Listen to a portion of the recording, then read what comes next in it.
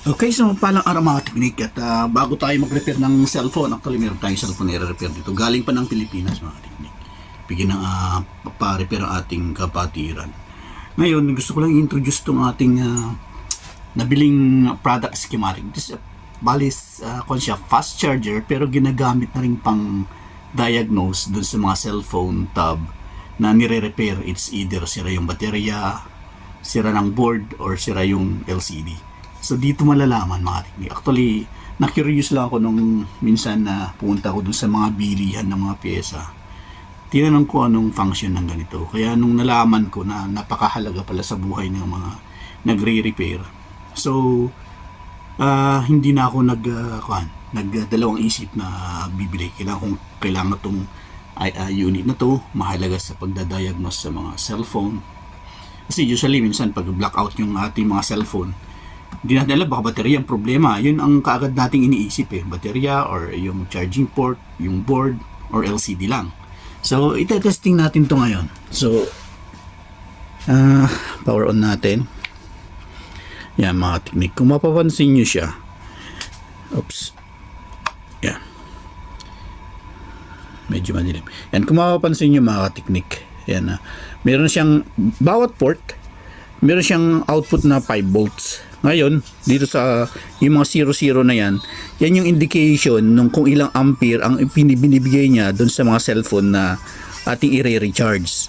Tulad halimbawa itong cellphone na to, ito almost ma-fully charged na siya So expect po natin pag almost ma-fully charged na, yung kasi ang principle kasi ng charging ng battery, pag nalubat yung baterya, yung unang charge natin or unang saksak natin, malakas yung kuryenteng ilalabas niya or kakainin ng baterya kasi nga fully drain so mataas yung amperahe na lalabas. Pero pag medyo almost fully charged na, bumababa na yun hanggang magiging 0 ampere na siya pag fully charged. So ganun yung principle nito.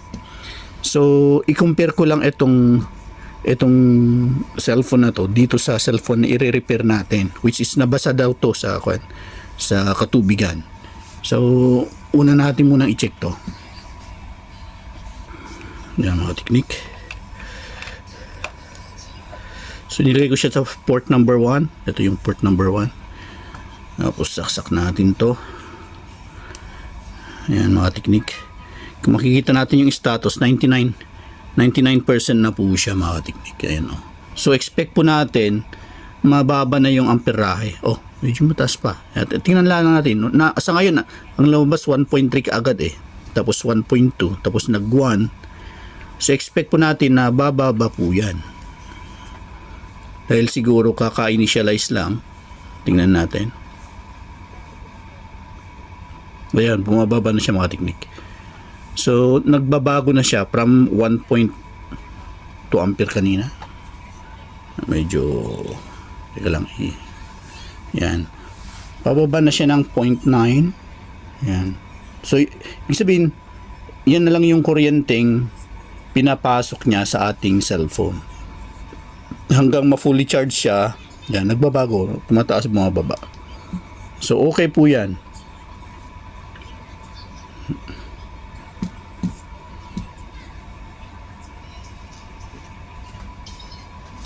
Hanggang pag fully charged na siya, syempre pag fully charged, hindi niya na kailangan ng kuryente, magsisiro na yan.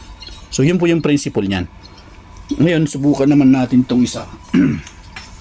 Ito naman, kung naman to, tawag na ito. Kaya lang natin yung nakasaksak dyan, para makita natin yung pagbabago. Ito kasi yung isa C-type Yan, saksak lang natin. Yan. Wala siyang reaction. Pero dark screen pa rin siya. Yan. So wala siyang screen. Pero sabi ng may-ari ito na na raw siya, nabuksan raw. Ewan ko lang, baka may ginalaw na sa loob. Sigurado may ginalaw na sa loob. Nabasa daw to Tapos tingnan natin ngayon yung kanyang kung nagkakarga. Tingnan yung mga teknik, medyo mataas yung kuryente na kailangan niya. So it's 2 ampere mga teknik. Ayan, makikita nyo itong port na to. Nag-indicate din kung anong port pala yung nagre-recharge. Ayan, kung mapapansin nyo po. Kung makikita nyo, wala siyang display. Pero kitang-kita, nagcha-charge siya mga teknik. 2 amperes. So dahil siguro na drain siya ng matagal, hindi ginagamit. So ganyan po kalaki yung kuryenteng finifeed natin sa kanya. Yan. So ganun po yung principle nito. At least dito, dahil nga napatunayan natin dito, itong unit na to, do hindi man siya gumagana, napatunayan natin nagre-recharge yung kanyang baterya. So okay po yung kanyang baterya, okay yung board. So malamang ang problema nito LCD. So yun po yung aking kanya. So ayan, pinapakita ko lang yung feature nito, kung ano yung function, paano gamitin, at kung paano makakatulong sa buhay nating mga technician o magre-repair mga cellphone, mga tab. So ayan, tingnan ko lang muna. Kuhanin ko pa yung isang iPad para may kumpara. Tapos eto naman mga technique, pinapa-repair din nila to. Bumagsak daw. Tapos nung sinubukan nila ulit, hindi na gumana. Bumagsak yata or hindi ko kanyang. Ngayon, hindi siya gumagana, totally blackout siya. iPad naman to. So try nating isaksak. Yan, kung makikita mo mga technique. Wala siyang indication na nagcha-charge. Blackout din. Tapos kung titingnan natin sa port number, yan. Kung titingnan na, so hinayaan ko lang muna.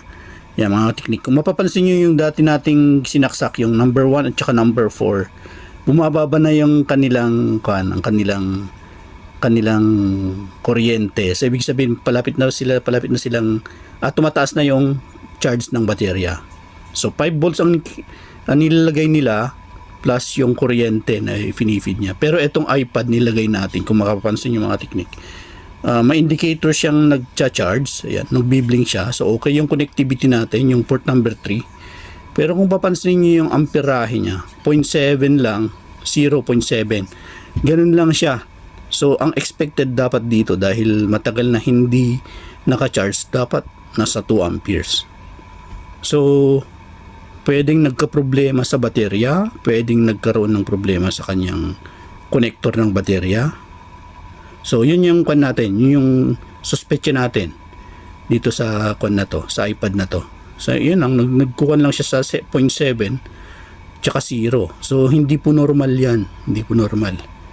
So ayan, isang lang to, isang paraan ng pagdadiagnose lang sa ating Do ipapakita ko sa mga susunod kong vlogs kung paano i-repair itong iPad at saka itong cellphone na to. So tingnan natin kung tama yung ating diagnose.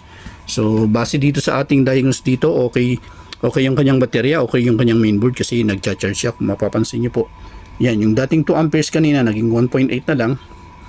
At ito namang operational na cellphone natin, pababa na siya ng pababa, naging 0.5 na lang dahil malapit na siyang fully charged. So yan mga technique. So malaking bagay ito. Ang model niya pala is product schematic. Yan, hindi ko alam kung brand name niya or basta ganyan lang. 6 USB charger. So sana tama yung ating diagnose base dito sa ating diagnostic tool na to. So hanggang dito lang tayo mga technique at yan, more power sa inyong lahat and God bless.